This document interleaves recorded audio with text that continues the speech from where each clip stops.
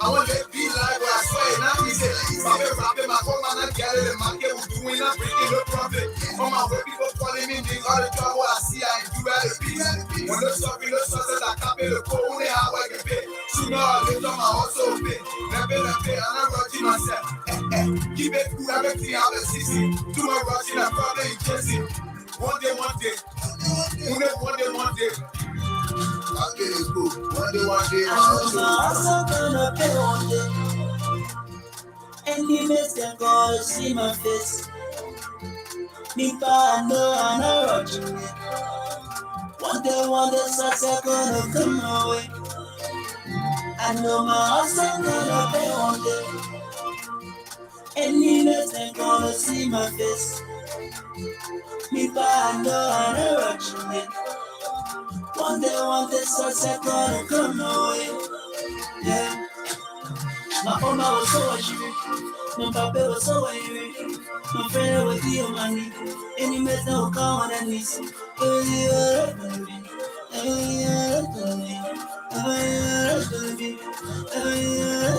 So I'm my way. I'm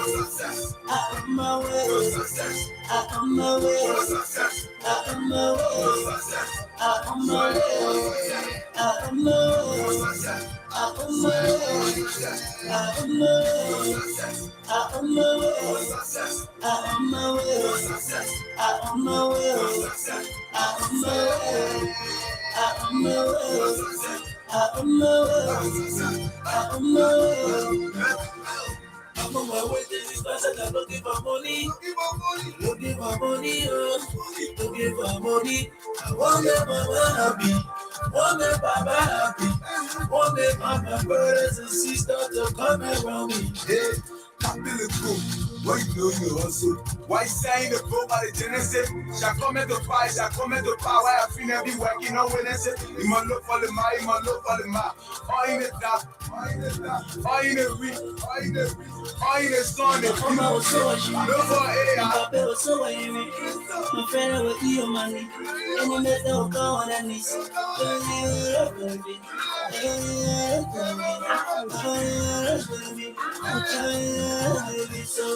I'm my way. I'm my way. I'm my way. I'm my way. I'm my way. I'm my way. I'm my way. I'm my way. I'm my way. I'm my way. I'm my way. I'm my way. I'm my way. I'm my way. I'm my way. I'm my way.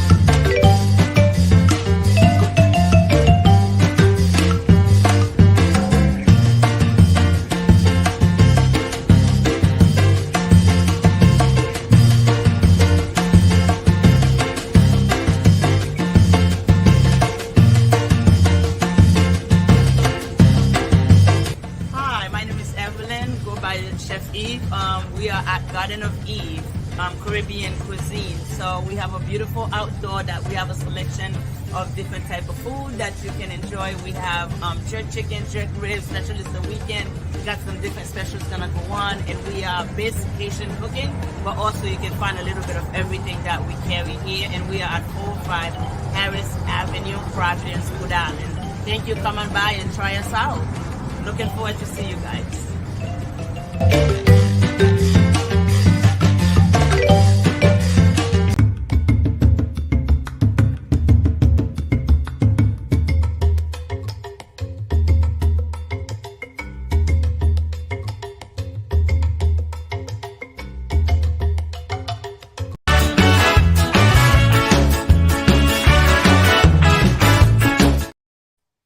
Good morning, ladies and gentlemen. Welcome to the Tony Commander, J.R. Glapohkpa Chesson talk show.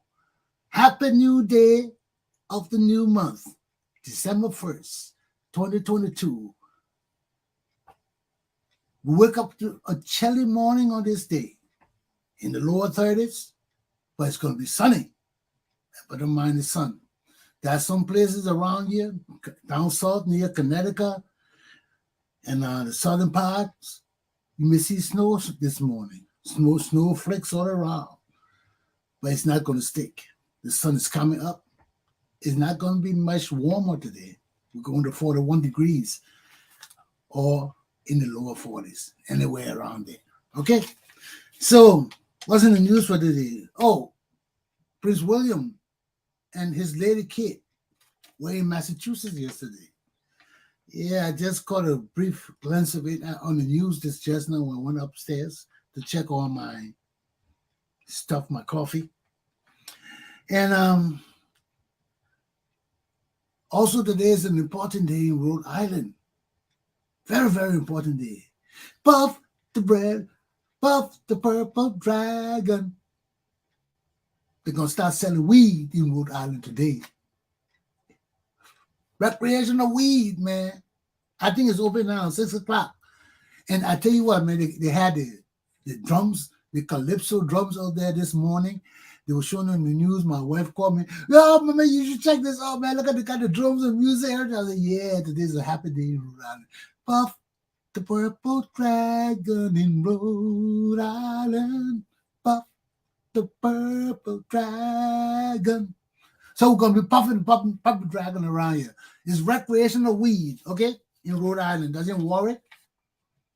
At Rise, if you can take the bus, I don't know if outside of the people in Providence, or you brothers in Providence, you got to get on the bus. I don't know if they're going to be selling it in at the Slater recreational place there. I don't know if they're going to be selling it there yet. But I know at Rise in Warwick, they're going to be selling it for sure. Also, Pats will be playing the Bills, the Buffalo Bills, at the Gillette Stadium sometime this weekend. So check it out for you football fans and wannabe fans and whatever. Check it out. Let me put up my topics for this morning because we're going to be dealing with some serious issues here, as usual. Okay. How Americo-Liberians overpowered 60 Liberian tribes. 2, leading Liberian people through a process of education, collective efforts, and equitable sharing. Those are my topics for this morning. We're going to go into it and talk about it and see what it's all about. Okay, so stay tuned. Let me get to some of my sponsors, and I'll be right back.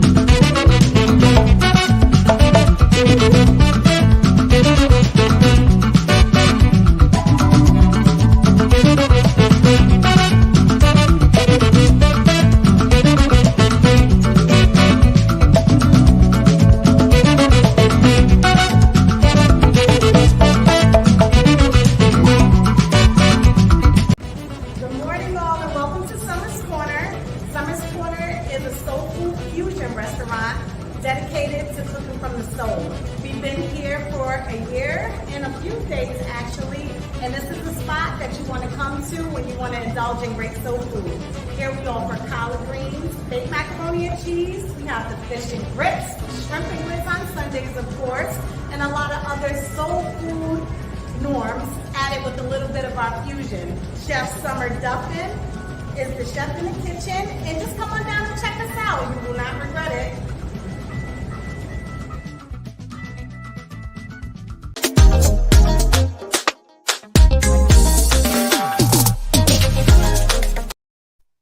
Well, it's good to be back.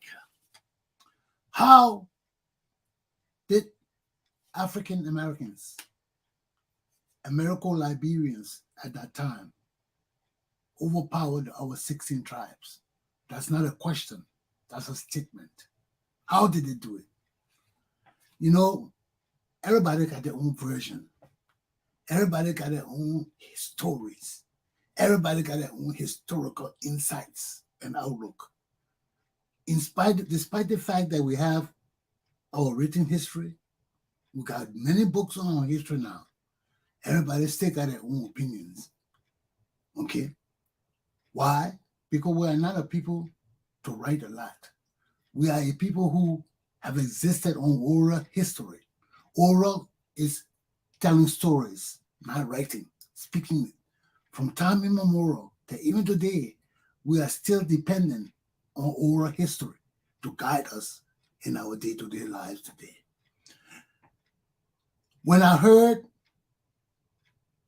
Yasini Second Thought show, and her guest was Steve Boley.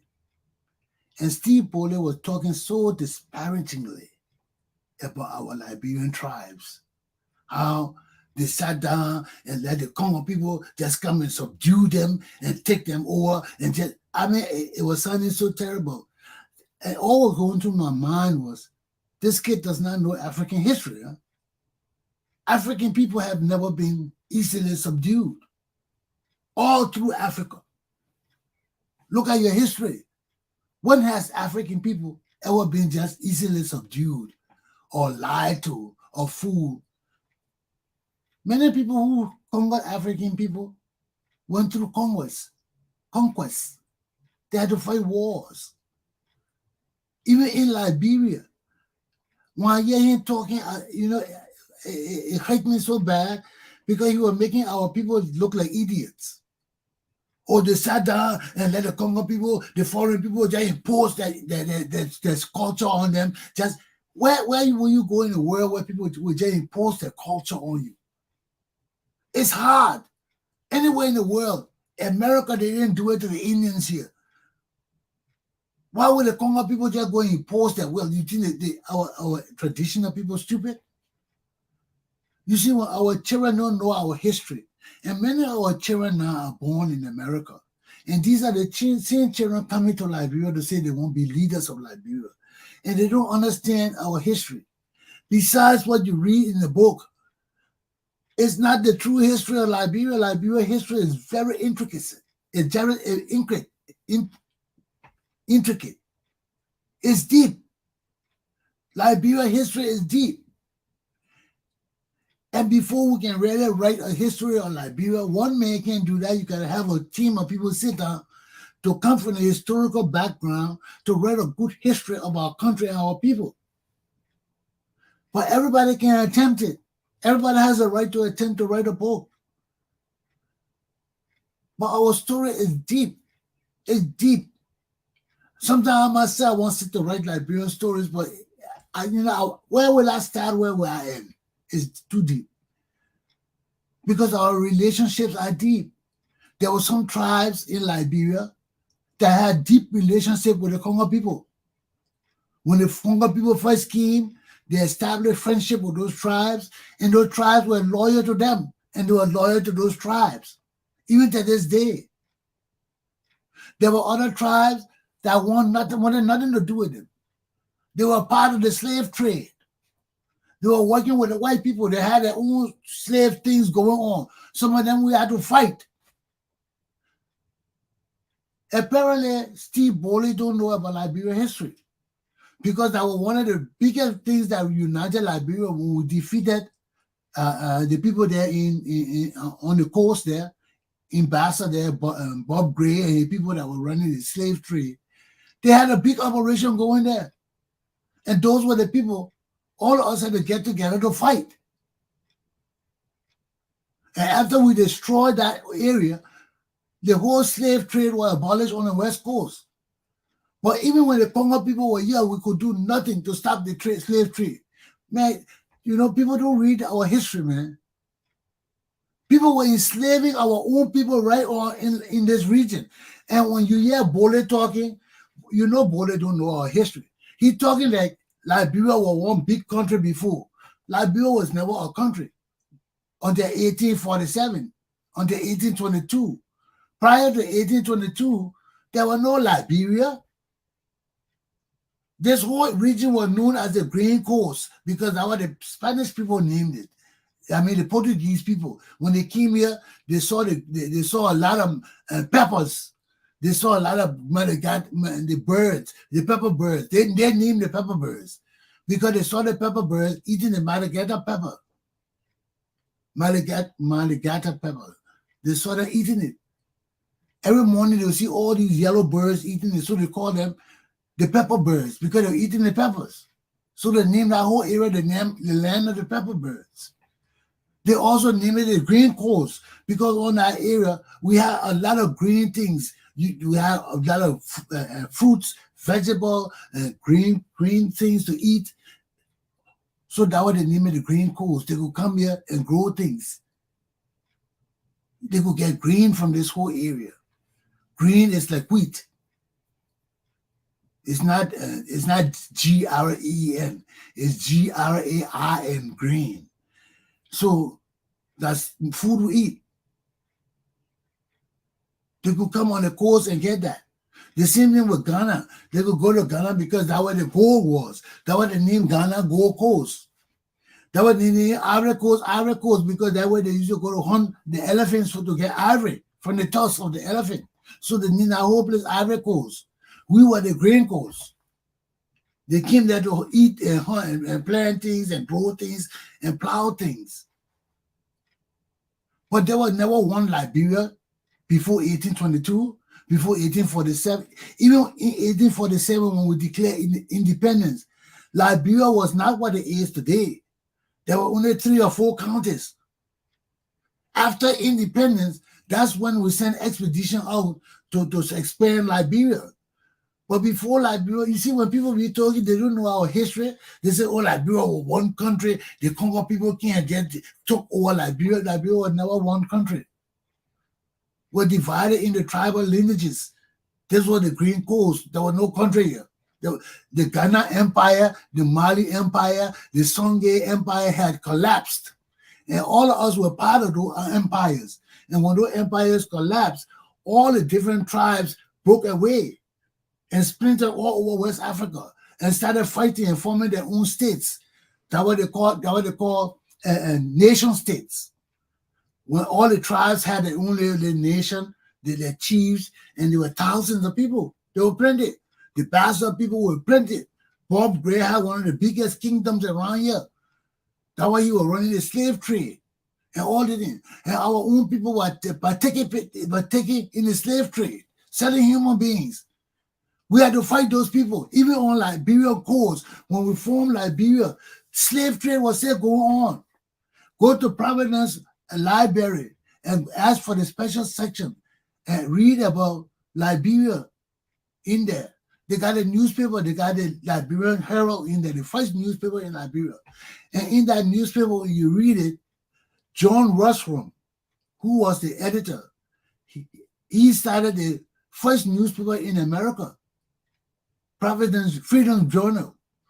Then when he went to Liberia as a free slave, he started the first newspaper in Liberia called Liberian Herald.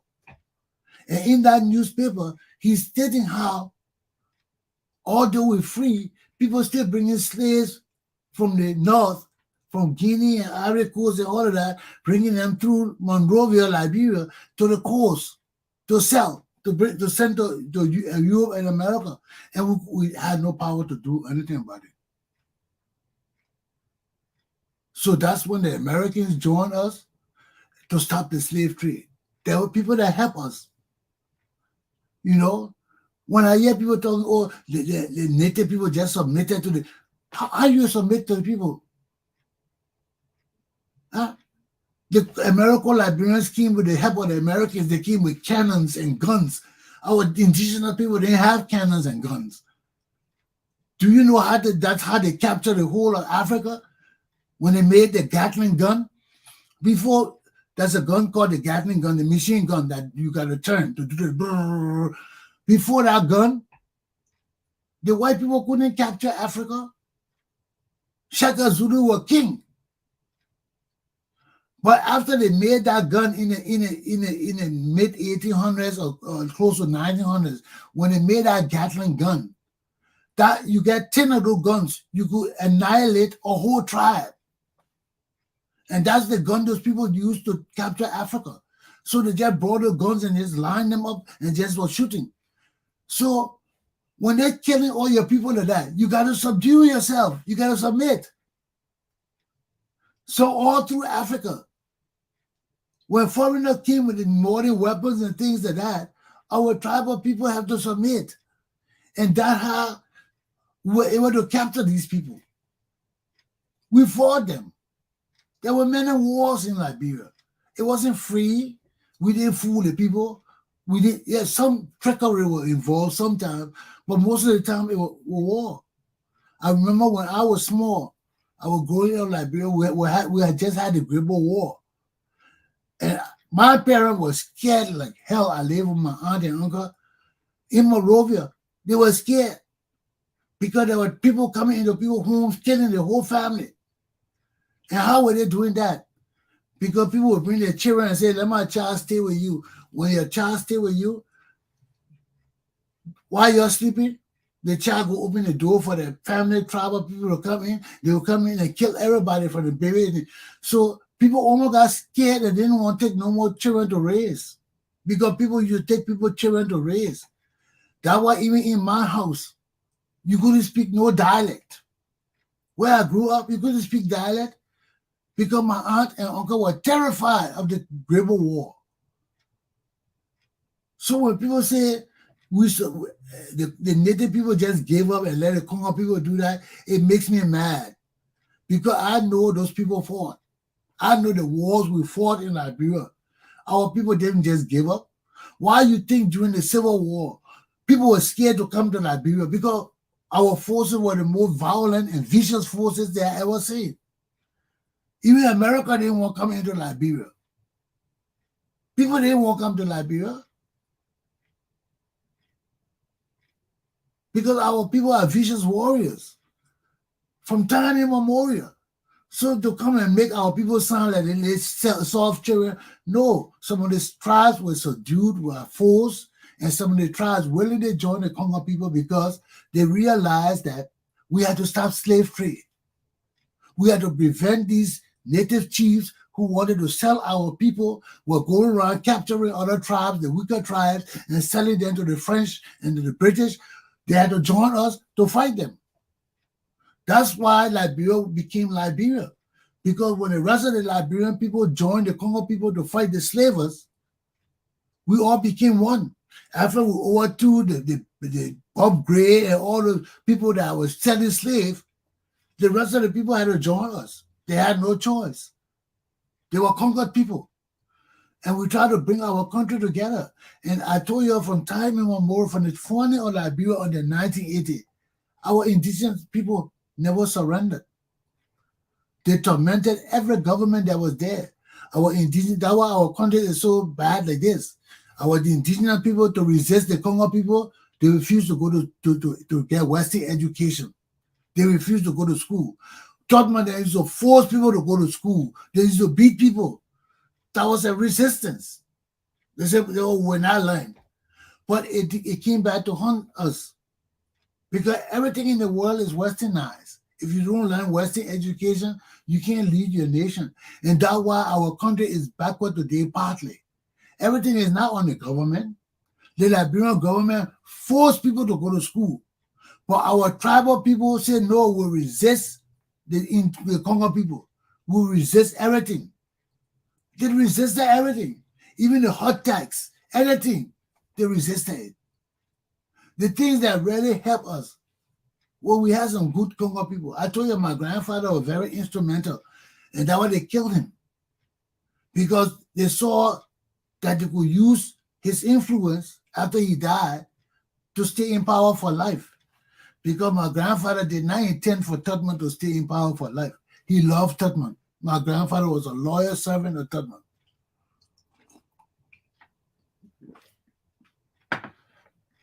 But he didn't intend for our country to become a dictatorship. Just like me, I don't have to tell people my views. People know my views because of the way I talk, because the thing I say. So when you tell people, oh, Chesson wants to stay in power for life, people say, Chesson, that's not what a man be talking. I know many Liberian people are deceitful and say one thing and do the other thing. But for time immemorial, my background, coming from my grandfather, was not deceitful. To prove that he loved our indigenous people, he married my grandmother and she had me. My grandfather was white, bright like a white man, and little Congo people from Carisburg. Me and my mom were the first black children he had. The rest of his children light skinned. I mean by his wife now. And his first wife and him, they light skinned. All Carisburg relatives, many of them light skinned. He was like them. But because he had promised to the chiefs and things that he was truthful to them, he married my grandmother to prove it. Then the second thing he did that transformed Liberia, when he became Speaker of the House, what he did, he brought all the chiefs into the House of Representatives to represent our indigenous people. Why? Because you cannot tax people without representation. And my grandfather knew that. He was a lawyer. That's why he told us you're going to bring all the chiefs, because the chiefs were the lawmakers. The chiefs were the final decision makers for all the tribes in Liberia. So if they're in the legislature and they decide on anything for Liberia, the country will agree. That's why Liberia existed for so long, because my grandfather brought all these people into the House, all the chiefs into the House of Representatives. So wherever they sat in the House of Representatives and decided, it was gospel for Liberia, because all the tribes chiefs were right there. And when anything came from the House of Representatives, was approved by all the chiefs of Liberia, of our tribes. So that's why the Congo people survived so long, because of my grandfather. When he brought all our chiefs in there, that why they said, oh, let's get rid of Ben Fremont. That when they fooled him. They say, okay, my man, you now bring all these people to the House of Representatives, leave the House of Representatives, they can't join Tubman and be vice president, so you can run the program together. So my grandfather agreed and left, because as long as he was in the House of Representatives, they couldn't touch him, because he was not close to Tubman. Tubman couldn't talk to him every day. He was the speaker. He was with his people. But when they made him move from the House of Representatives and come to the executive, he was under the president. That when they decided to eliminate him. Because now he had told all the indigenous people that Tubman was the man, that Tubman would do great for Liberia. He had built a mansion, he had built the executive, the legislature, he would do good and blah, blah, blah. When you look, my father was speaking, my grandfather just passed away and died. Okay? So people could stay in power for years. There was nobody else. They killed the Coleman brothers. The Coleman and his son. They were the other strong Liberian family that believe in democracy. They killed them. Then you have poor Appleport. Appleport wasn't strong enough to fight Tubman. That was Tubman. He was there jaying all the time, pushing around, because he was a teacher. He wasn't a politician. So when he wrote, he did more writing than speaking. He couldn't go in public and speak. His writings were poisonous for Tubman. So all his writings, Tubman would look at it. Sometimes Tubman responded to Albert Port. and call him low down, say that what you suffering for, and that what you're a teacher, and all they just communicate with each other in those days. Then Tutmos started jailing him and things like that, but Aberport kept on his mission. You see, it's just that he was not a politician to speak. He did more writing. So how many Liberian people could read at that time? Only a few sectors in the city could read. So that Aberport never got much recognition because it was not that until later on during Toba time when young people started going to school and reading and started knowing about Aberport and spreading his name. But on the Tottenham time, only a few people knew him because he was a writer and he didn't speak much. So on the Ben Freeman, my father was a leader. He spoke, he did everything. And he was a lawyer. So all of this is just to tell my people, don't come to America and get foreign education and look at our country and our indigenous people. And because you're indigenous yourself, you want to take some kind of pride saying you were never enslaved, other people enslave you, your people crazy. No. Nowhere in Africa that our African people just enslaved themselves. I'm proud to be an African. I was some of those same people in those days. But our people enslaved us. Our own African people sold us to foreigners. And we came back and fought against them. And that's why some of the tribes joined us, because some of those people had captured some of other Liberian people, tribal members, and sold them into slavery. And they were tired with it. So, Steve Boley, please get your education correct. A year you coming to get a PhD. You cannot be thinking like that. I don't know if George Boley, your uncle, that what got George Boley where he is today. George Boley, one of those miseducated Liberians that came to Liberia and killed people. Now he's using his tribal bullshit to stay in power. You see, it's wrong. It's wrong.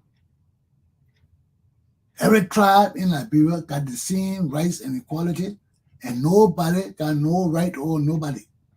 And these people in our government who have killed our people must be punished.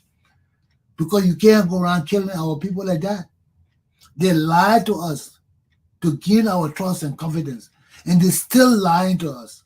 The George Weah, the Boley, the Vanish Sherman, all of them disgusting rogues are in there lying to us.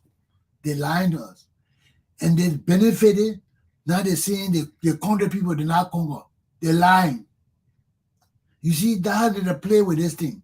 When it's time for them to benefit, they either country or Congo. And that's why I had to get pissed off my own people, because they won't play that Congo country game too. I'm a Congo man.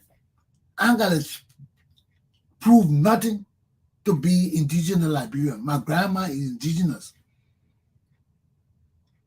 But I'm considered a Congo man. Nobody in that door will look at me and say, I'm from this county or that county. They will say, you're my royal man. They will just look at me and say, you Congo man. So I ain't lying to myself. All you Congo people want to fool yourself and behave stupid, that's your business. Nothing got to change me to make me different from my Liberian people. All of us came from the same place. Some of our people sold us into slavery. We came back and we fought to stop slavery in this country. And the slave trade is still going on to this very day. They're still selling our children. So, your educated Liberian people in America, you better take heed and govern yourselves and learn your damn history. If you don't know your history and you just come here and just try to create animosity and jealousy and bitterness among our people, we'll shoot you down, no matter what kind of education you got. We're tired with the stupidity. We're tired with the asinine bullshit. Get your shit together, Steve, and learn Liberian history. Okay, I rest my case on that topic. Let me take a break, hear from our sponsors, and we'll move on.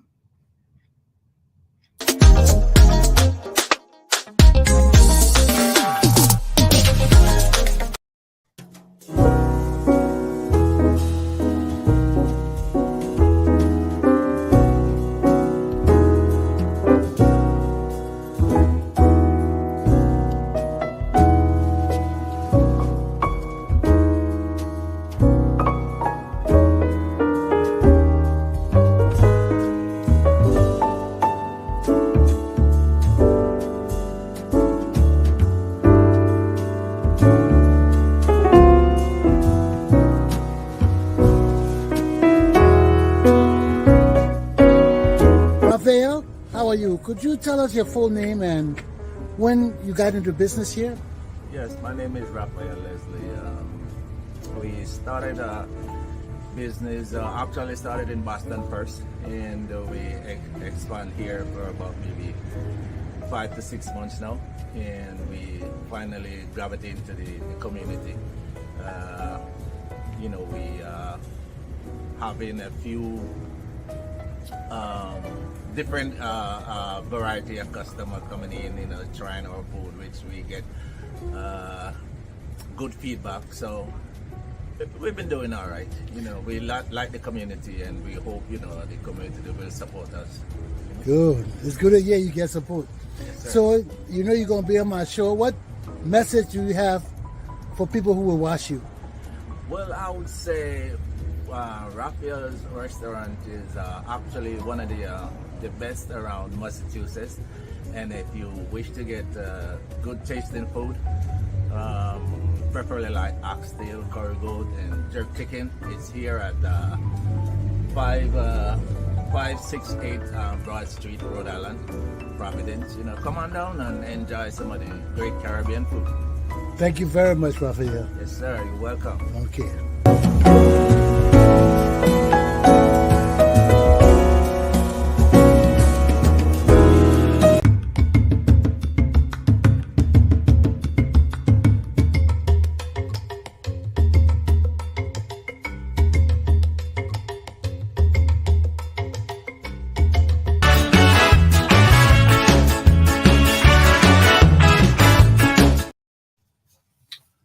Well, my second topic, leading Liberian people through a process of education, collective efforts, and equitable sharing. Every morning I look out to see how many people are looking at my show. I see 20, 25. I'm so elated. I'm happy. Because many people watch my show don't mean they're getting anything. People want to talk. People want to share their views. If 20 people watching my show, those are the 20 people that are getting something out of my show, because nobody come here to talk their views. I'm speaking. I'm speaking from my experience, my education, my whatever. I'm speaking from everything that makes me who I am. So if 20 people listening to me, that 20 people that value what I'm saying. Because leadership comes from people who understand the message. If 20 people watching me every day, that means 20 people getting my message. And those 20 people can spread my message through the neighborhood and my community better than the 1,000, 2,000, 4,000 people you see here. They don't do nothing. They just listen, then they go home. Our country don't change. It don't really impact them because you're not there. But when you teach the people the real thing that matters, and they listen and understand it and appreciate it and go out and implement it, that makes a difference. So, when I'm doing these topics, I'm touching on issues that really matter to our country, because some things are frivolous. Frivolous, I mean, they're foolish. They're not real. And if you mind them, they're just there to dress things, to make things look good. They call it puffing. When you go for advertising, when you go to buy a car, they say, oh, they're cocking. Good, man, they cocking. Move fast, it's nice, it's fine, all that. You got to listen to it, because some of it, you can't hold them responsible for misrepresentation. So they're just using words that make it sound good but have no legal obligation. So we say, oh, it's fine, it's great, it moves great. What does move great mean? Does move great means that the car is in good condition? So you got to find out what all of that means. So the words that are when people throwing all of that, we call it puffing. Because when you start asking them real questions about the topic, they can't answer it. Because sometimes it's not real. but they're just using words that you can't hold them accountable for. And these are the things that we have to consider when we're talking about the development of our country and our people. Because in whatever we do, there are certain fundamental things we must achieve as a people for our nation to transform. There are very fundamental things. And one of them, we can talk about building roads, we can talk about building hotels and hospitals and all of that. It can't happen until our people achieve education. That's the fundamental thing in our country, education. But as we are today, we cannot focus on one thing and be monolithic. That means monolithic, we just focus on one thing, we just have tunnel vision. We just see one thing. We can't see around us. Although education is primary, there are other things that are primary too, like roads, healthcare, child care, and Kongolo were talking about women birth, and all those things, they are important too. Because with all those things, we not have manpower to carry on our country. If our community is not healthy, we can't go, people will not work. If the mother's not having strong babies and men, we have no men in our society to carry on the work. So all these things are significant. That's why when we're doing national development, we set priorities, but we also attach sub-priorities to them too. So even though education is a priority, we also need collective efforts. What are collective? You see, I didn't put collective work. I put collective effort. Collective effort can be anything all I want to do. Government alone cannot build our country. So all of us who are citizens of our country and are inspired as patriots to rise up and be leaders of our country, we are also equal proponents for the development of our country. Because through our efforts, not with the government, but through our collective efforts, with and without the government, we can change our country. No man is an island. I see some people want to do things, oh, we'll do it by myself. Some things are how you call it, things that excite people because of money and greed. When you see the potential to make money and all of that. But even though those potentials are there, you still need manpower to actually activate all these things and manipulate them and carry them out and implement them. You need manpower. So if we just focus on greed, I could come to Liberia myself, my family, and say I want to make money. And this was what some of the things Ellen Johnson Sally did. She brought our government down from a wholesome functioning government into a family government. She started putting her relatives in power. That we got so many Johnsons everywhere in our government today. You look around this Johnson, Prince Johnson, all these Johnsons, they named after Ellen Johnson family. So she brought all of them and surrounded our country with these people. That's why our country is so weak today. Because she developed her family potentials and not the potential of our Liberian people. Why would our family be ministers and all these things when we have other Liberians that can fulfill those capacities and we got the potential to rise to do those jobs? But when you bring our whole governmental system into a minute and minuscule system with only family and friends, you kill our country. Then our efforts cannot be collective because everybody knows it's not fair. Why would Johnson be heading everything when we got other people with potential to head other things? But you got to put Johnson. Now all the Johnsons are rogues. They're all corrupt. How can we change our country? So that can never achieve collective efforts, because collective effort, that means all of us from every tribe will put our hand in it. Not only from the southeastern or the southwestern, we got to work together. And through education and enlightenment and awareness, we'll be able to achieve those kind of things. Because we can open our people's minds to the possibilities. take them away from juju, superstitions, and all these kind of things, and say, yes, all are superstitions, yes, but we got to learn. We got to learn. We got to learn that everything is not superstition. That there are things we can empower ourselves to do. That don't have to call on God or supernatural powers. And when we learn how to do it ourselves, we don't need those supernatural powers because it takes energy for us to do that. Sacrifices, praying every day, not drinking water, not drinking this, not drinking that. No, it takes for us. But when we learn that we have the power to do these things ourselves, we don't need no supernatural power. We just need to get up and believe in ourselves and make it possible. Things will change. Things will change for us. Then we'll be able to come together collectively.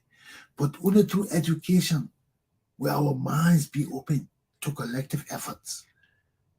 Because through education, we got to learn too that we got to be sincere to each other. We got to be honest. Education teaches us you cannot run a government while punishing criminals because there will be criminals. That's part of nature, that's part of life. And you cannot do everything for peace sake, but peace sake, it will break the country down. Everybody not there for peace sake, somebody just there to steal and for my sake. To hell with the rest of the sake.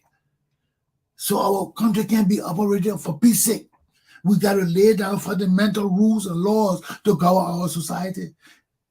That's the only way we can have collective efforts put together. So, you see, it works together. Leading our people, you must have a level of education where you will open the people's eyes and teach them that what they need to do. And above all, you will teach them that we cannot exist without punishing our rogues. Because there will be rogues.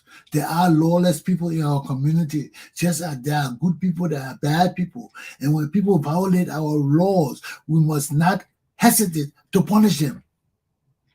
We must not think about family, we must not think about friends, we must not think about anything else except what is good and in the best interest of our country. And when people steal, to prevent stealing, to prevent corruption, to prevent dishonesty, to prevent debauchery, rapes, and all the crimes, we got to punish people. You don't punish people, they will think it can go on.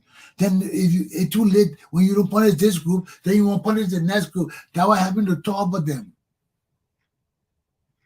Torba them had some people in jail already for murder. They didn't kill those people, they left those people and started killing Obi and these other people. And it pissed some people off too. They said, what about those people that be in jail that wasn't for murder? Why you didn't murder them? Why are you taking new batch of people to set example? When you got old people that sitting down, and some of them are your relatives too. You see, when you try to play with our laws, when you try to be one-sided with the law, it will come back to haunt you. It will come back to haunt you. You got to let the chips fall where they fall. If you want to help people, let it go through the process. You can help them get lawyers and things like that. But you can't interfere with the cases.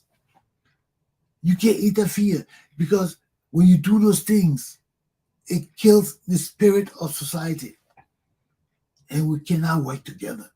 And this is why from time immemorial, despite our tribal problems, despite our economic problems, our people still can't work together.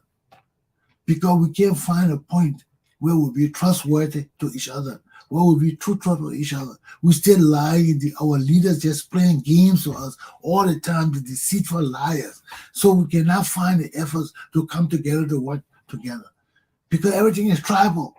My tribe. And when you do that, it kills our efforts. It kills our effort. You got to give the people what they believe in, what you believe in. You see? For example, let me tell you, my boy on the Buddha camp, he was living in a one-room area. And I know if you're going to be a supervisor of an institution, you got to have a place to secure your documents. You got to have a place to live comfortably. You have to have a place to do your work. So I'll be behind you. I said, but man, you can get out of that place. Let's find something good for you. Because they can bust that door and kill you. Everything is money. You know, you're getting money to run the school, you getting money to do this, people watching you. You can't live there. So luckily when we got donations, he moved and we set up a place for him. Now he's comfortable. He got barbed wire, he got everything. He can keep his records there. He can keep anything in there he want to keep. If people want bust into it, they got to rather make a strong effort to bust into it. Nothing is impossible. But you can't expose yourself. So it's the same thing I'm saying. When you got people working with you, you got to treat them like they need to be treated to protect you. Look at our country. Everything people go to do, the money there, they will try to cut it short and pay people less so they can take some of their money. And this is where our country is failing. Everything you do will fail. Because when people working for you, you got to set them up good so they know they're protected, so they know that you care about them. Because if you want your job to go on, you got to have people you can depend on. You got to have people that feel that they are part of you, they are part of the system, and you not neglect them. You want them to live well too, because they're achieving things. And that's the benefit for achieving things, reward. You reward the people. But our leaders they're not rewarding our society. They're not rewarding our society. This is why our people are not achieving more. Look, this is my Liberian people. There's so much we can achieve as a people you wouldn't believe it. There's so much. But when our leaders are stealing, and they're not caring for our people, you people don't really understand what it means to have true leaders who care about you. Because if you had true leaders who care about you, we'll not be talking all this foolishness. We're talking, oh, my mom died, my pa died, I was still for you. No. If I was a leader, I would never encourage you to sing that kind of thing to me. Because if our people sit down and encourage you to sing those kind of things, you think I'll be sitting down and you're talking about, oh, my pa died, my mom died, I will follow Chesson? No. I don't want you to follow me. If your mom died, your pa died because of my wickedness and you follow me still, something wrong. Something not right. For a sensible man, if I were ruling my country, I hear people singing that song, oh, my mom died, we don't care, we follow Chesson. I said, no, that's not what I want. I don't want you to just follow me. No, I don't want people to just follow me because they follow me. I want people to follow me because they're getting something from me. They're learning. They're benefiting themselves. I'm not holding them down. I don't believe in that.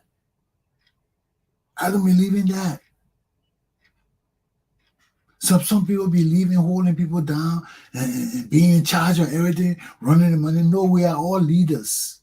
We just need to breed more leaders. All of us can enjoy the thing. All of us can benefit from it.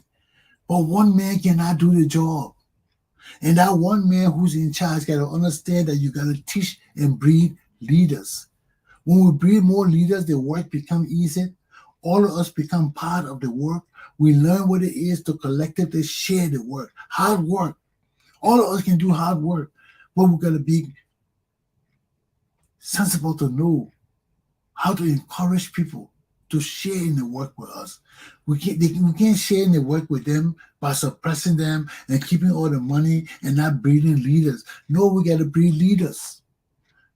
We got to be people that we can trust, people that have experience, people that can go out and think for themselves, people that go and make decisions for themselves. When we breed these kind of people, we teach them, we guide them. Everybody can't be right. They will make mistakes. But if they're honest mistakes, they're not doing it to steal or to rob us, they just make a mistake in their judgment, you can't hold somebody accountable for that. All of us got poor judgment at times, even early comings. So you can't hold people for that. But you got to guide them and talk to them and lead them. Then when we do that, we prepare ourselves to share equally. I didn't say equal sharing, I said equitable sharing. Because all of us can't do get the same thing. We gotta have teachers, we gotta have supervisors, we gotta have managers. Everybody can get the same pay. But at least it will be equitable, where everybody will get something, they will feel satisfiable. You know, when you get your pay, you look at your money and say, yeah, I satisfy with it. I know I'm not as good as Chesson. I know I'm not as good as the other man. I know I can handle my area. And the money from my area make me happy. Happy. Chesson didn't cheat me. He got his share, I got my share. He happy, I happy, all happy. And now, that's equitable sharing. But now one man take 90% and give the other 6 people 10%. Well, that's not equitable sharing. And that will go on in our country. People stealing everything and leaving scrap for the rest of us. That's not equitable sharing. Equitable sharing is we take enough so all of us be happy. I look at you, I will not be jealous of you. I say, yeah, Chesson work too. Because Chesson did work and guided me on how to go do this, and we did it, it's successful. And all of us benefit, the money come. Chesson not keeping all the money. He said, okay, I know how much I work and worth. I know how much you work and worth. And all of us get our worth. That make all of us happy because I know I'm not good as Chesson. I can't think as Chesson. I can't draw plans like Chesson. That's his area. My area to do what? To carry out his plan. And if I do it, I need to get paid. Don't cheat me with the overtime. Don't cheat me with the after pay. Don't cheat me with nothing. Don't cheat me with holiday. Don't cheat me with my vacation pay. Don't cheat me. Give me all those things I deserve. Then we know we share it equitably. So my hour's up. That's my class for this morning. I hope you guys understood what I'm trying to say. I hope you people try to change ourselves so we can be successful as a people in a nation. It's not easy. We got different people out there talking. We got different interests. But there are main interests, certain main interests that all nations and people must adhere to. And those are the things that bring it to you. I don't care about the numbers. I just care about people who will listen, learn, and help me implement what needs to be implemented. A luta continua. That's a struggle. The time of the people is now. Have a good day. I'll see you tomorrow. Stay safe.